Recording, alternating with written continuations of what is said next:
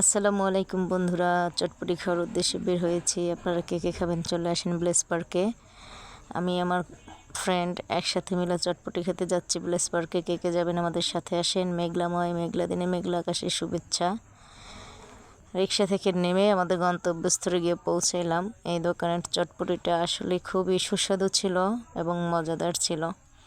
তো আমরা গিয়ে দুইজনে চটপটি অর্ডার করলাম, সাথে কিন্তু পুরিও ছিল। সেই স্বাদ।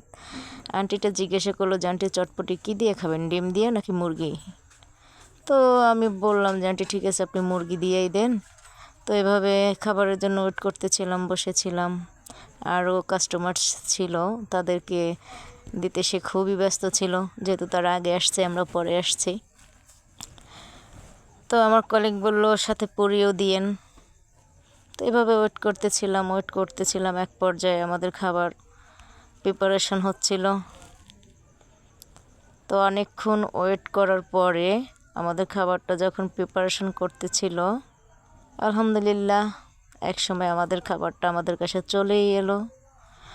আমারটাই কিন্তু প্রচুর পরিমাণ ঝাল নিয়েছিলাম, হ্যাঁ। আর আমার কলিগ সে বলে আমি ঝাল খাবো না, আমি ঝাল খেতে পারি না। আমি টকও নিয়েছিলাম, সে কিন্তু টকও খায়নি।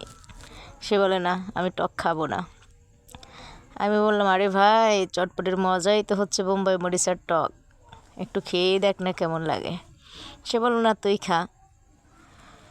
তো এভাবে আমাদের খাওয়ার কাঙ্ক্ষিত সময় শুরু হলো। খাবারের জন্য প্রিপারেশন নিচ্ছিলাম। ভাই রে ভাই, এতগুলো চটপটি খেতেই যাচ্ছে, মানে খেয়েই যাচ্ছি, কমতে আর ছিল না। তো এক পর্যায়ে আমি খেতেছিলাম আর কান্না করতেছিলাম, প্রচুর পরিমাণ ঝাল ছিল মরিচটাতে। তারপরও কি আর করা, চটপটি মানেই তো ঝাল ঝাল খাবার, সেজন্যই তো চটপটিটা এত স্বাদ, তাই না?